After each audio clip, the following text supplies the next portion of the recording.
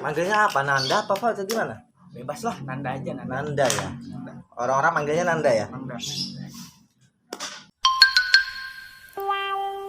Sinting, siaran tidak penting.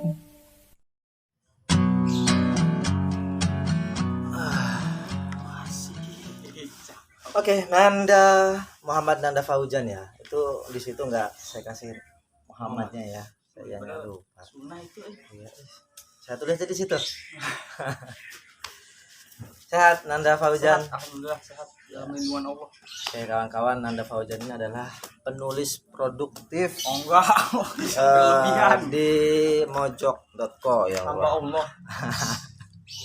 Pasti teman-teman nggak asing dengan nama Nanda Fauzan kalau yang hobi baca mojok ya. Kalau nggak pernah mojok ya nggak akan tahu dia. Terutama anak-anak muda yang sering mojok pasti tahu Nanda Fauzan. Atau mojok kemana ya? No. Yan, manggilnya apa? Nanda apa Pak? Atau gimana? Bebas lah, Nanda aja, Nanda. Nanda ya. Orang-orang manggilnya Nanda ya. Nanda. Kenapa kok bisa rajin nulis di mojok ya? Nyari uang aja ya. Nyari kalau duit di ya. Mojok cari duit. Oke, nyari duit. Lagi kuliah gitu kan nggak ada pekerjaan yang bisa dilakukan. Satu-satunya cara yang Satu-satunya paling cara. gampang kayaknya ya, nggak paling gampang juga, maksudnya yang paling mungkin aku lakukan ya itu. Gampang bos. Nah, maksudnya Gampang, paling hebat bisa banget ya. Gile. paling bisa aku Paling lakukan bisa. ketimbang yang lain-lain. Jadi menurut Nanda nulis itu gampang. Suka salah tangkap ini kayak gini ini nih. Ya kan saking gampangnya hampir satu hari sekali dimuat di mojok. No. Apa sebulan sekali gitu ya. Seminggu lah, seminggu Seminggu dulu sekali. ya. Dari tahun berapa sih dimuat di mojok? Aku nggak inget ya, mungkin 2018 Oh, atau 2018. awal-awal kuliah lah. Berarti awal-awal ada mojok sih sebenarnya ya. Mojok kan awal 2014 tuh, 2014. cuma pernah kukut kan. Tutup Tulisan pertama yang dimuat di situ apa sih judulnya? soal Tan Malaka. Oke. Tapi disambungin sama fenomena belakangan ya, Fenomena. Indonesia tanpa pacaran tuh. Kan sama-sama ada kesamaan. Sama-sama jomblo dia. Itu tulisan pertama yang ditulis apa yang dikirim di mojok? Yang dikirim Yang di mojok. dikirim di mojok langsung dimuat.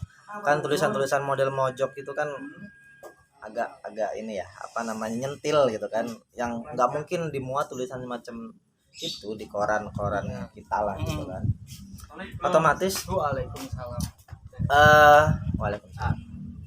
Berarti sebelum dimuat itu kan baca artikel-artikel mojok dulu ya berarti kan?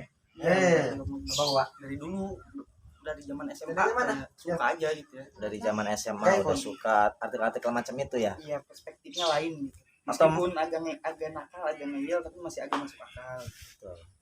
Berarti memang kau agak sedikit nakal juga sih kayaknya ya. Juga lah. Nakal pikiran tanda kutip ya. Kayak gitu. Artinya sedikit orang-orang yang nakal dalam menulis yang orang lain mungkin tidak kepikiran. Gitu. Ya sih. Ada peristiwa A, si A nulis A, tapi Nanda itu nulisnya Z kayak gitu. Boleh tahu gak sih honor di mojok itu berapa sih? Biasanya kalau esai itu kan pendek ya, cuma Iya. 600 kata atau berapa? 600 lah. 600.000. 600 kata, biasanya 300 doang. Kalau yang liputan tuh bisa sampai 500. 500.000. Tapi kan artikel pendek sebenarnya ya. Sekali tayang ya berarti ya. Iya. Berarti kalau sebulan sekali Aku bisa adalah seminggu sekali ya. Dikali 4, oh berarti udah 2 juta ya dari mojok ya. Belum dari basa-basi, Kompas, Tempo, Media Indonesia, Republika, wis pokoknya semuanya koran nasional itu pernah dijajah sama Nanda berapa Fauzan. doang. Iseng aja. Oke, berarti sudah aman lah kondisi keuangan mahasiswa untuk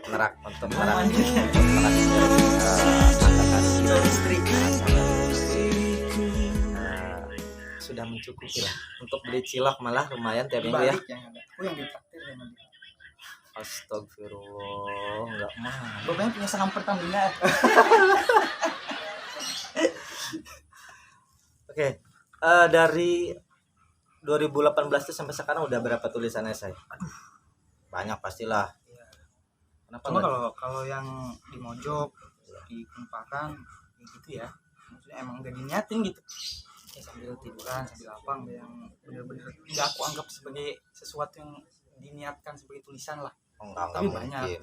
Maksudnya lebih mungkin dari 100 sebenarnya Ada 100. kayaknya. Kalau di Mojok aja terakhir aku beberapa bulan lalu ada 50 lebih itu di Mojok doang. Kalau saya sih ngelihatnya kalau satu itu 500.000 dikali 100 artikel dimuat semua itu udah berapa juta. Saya aja misalnya di PR ya, mungkin Di ada PR berapa? sebulan sekali 250 misalnya kan, mungkin udah ada 30 yang dimuat di situ kan. Itu udah, dari 2013 sampai sekarang itu udah hampir berapa juta lah gitu kalau digabungin kan gitu kan. Nah itu udah 100 artikel 500.000. Kalau di Mojok mungkin baru 50 kali ya. Di Kumparan pesan ada 30 lebih. Mana udah beli berapa mobil? 2,5% untuk anak yatim kan. Masya Allah, alhamdulillah ya. Harus dicontoh nih guys ya. Pajak kan negara kan 10% tuh. persen. Negara kan pengen aja dia mah ya. Iya pengen tuh 10%. buat tabungan calon istri, Terus haji, beli buku ya kan. buku Ya habis aja tetap ya habis ya. Nggak berasa gitu. habis. Oh iya.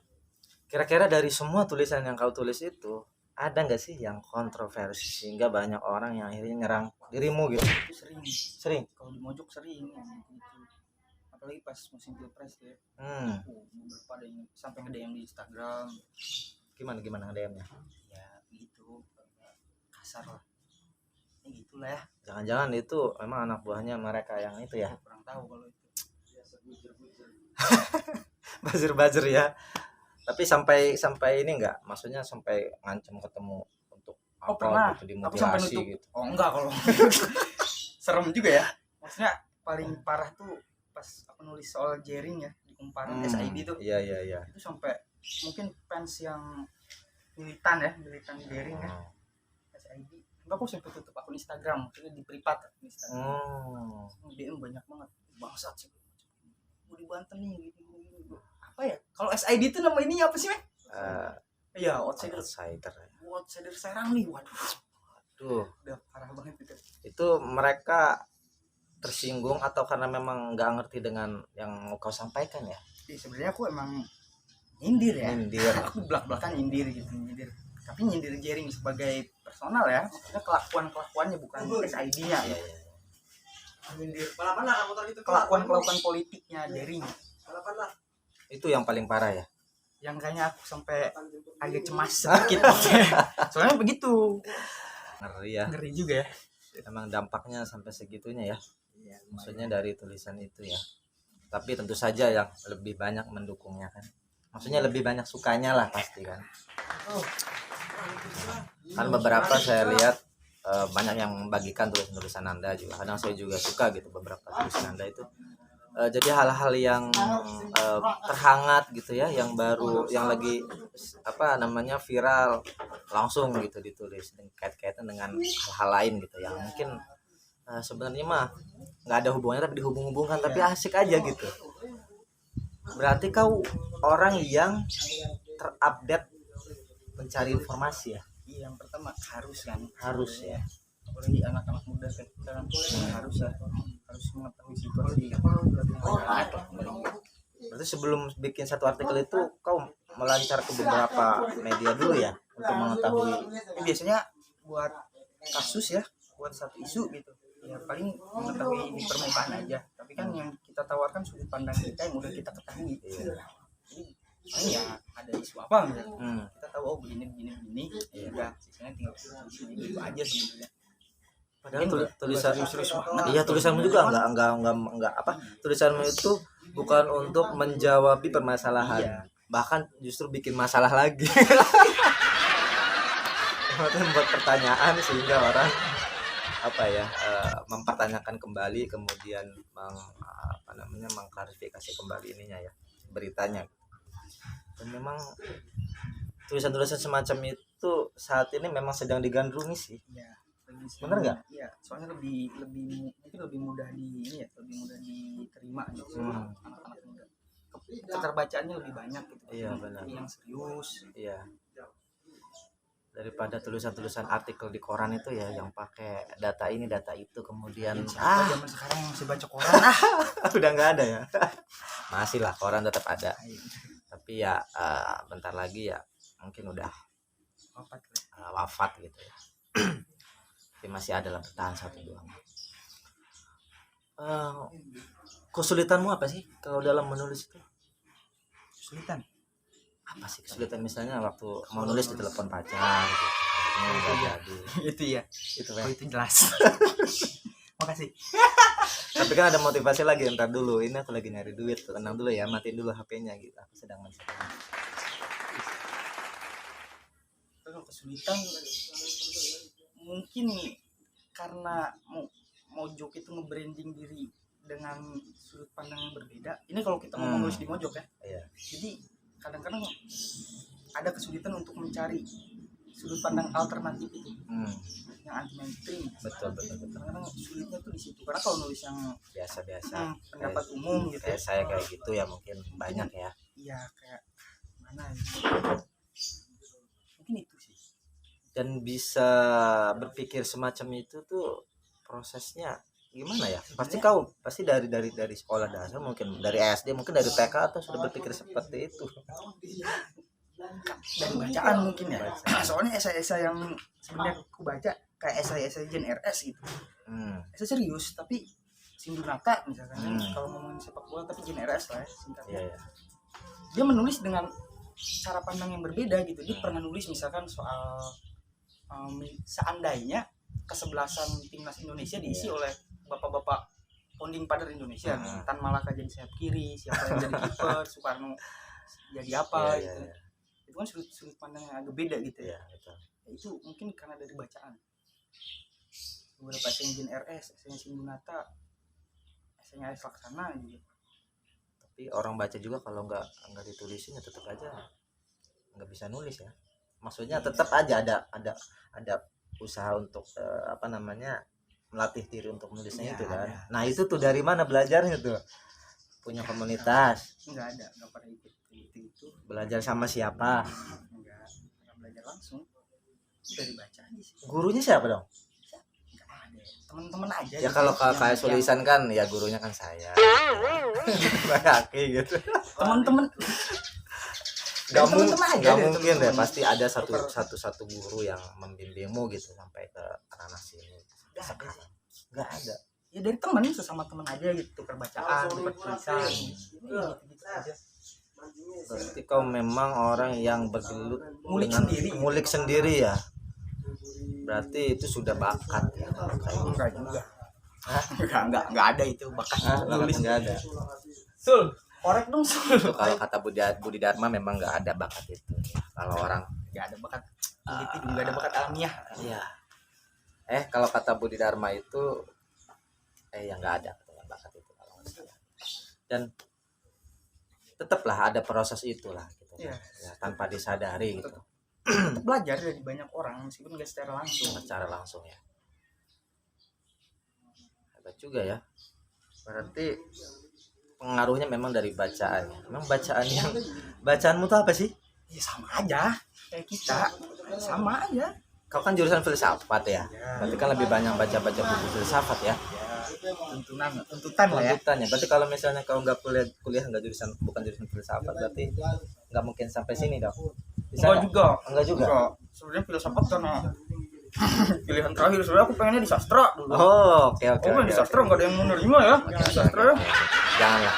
Nanti tersesat lagi. Jangan di filsafat lah. Nggak lucu juga. Enggak, justru keren orang filsafat bisa nulis sastra. Kalau orang sastra bisa nulis sastra biasa aja jadinya. Kan banyak kok filsuf yang nulis sastra. Iya banyak. Iya banyak juga. Maksudnya gimana ya? Kalau di pandangan orang umum tuh nulis tulisan apa dulu kuliahnya gitu, sastra gitu. Jadinya enggak. Jadi kayak wajar gitu kan. Tapi kalau teman-teman yang lain kayak Suri sampai hati jurusan fisika gitu, nulis sastra kan ada sedikit prestisnya gitu. Ya ini sejarah fisika. Jadi ada Saintis banget tuh. iya luar biasa kan. Tapi oh iya, kau kan nulis cerpen juga ya? Iya. Cerpen. Nah, yang aku tanyain, kau nulis puisi nggak sih? Sempet, tapi aku sadar diri bahwa penyair yang gagal. Tadi belakang aja. Sulit ya. Tapi ada yang pernah dimuat di koran yang puisi. Ada di Tempo. Oh. Sekelas Nanda yang nggak bisa katanya nulis puisi aja dimuat di Tempo. Saya mah boro-boro ya. Berarti Minder. Udahlah. Gak bisa. tapi udah ada berapa? Kalau salah ada ya? Paling 5 atau berapa ya? Gak banyak. Gak banyak. Masa sih? Enggak serius, gak banyak. Beberapa ikut antologi misalkan ya. Ya, Pengen aja gitu. Seru Berarti- kan ini di antologi atau ngirim ke media mana gitu. Cuma beberapa 3. Seringnya cerpen sih. Cerpen kayaknya banyak belum. ya. Lumayan. Itu belum ada yang dibukukan sama sekali. Aku udah menawarkan nih ke kau. Gini aja, kau bikin buku antologi puisi aja ya. Waduh. Udah itu aja kan yang nggak ditulis sama dirimu, kau tunjukkan.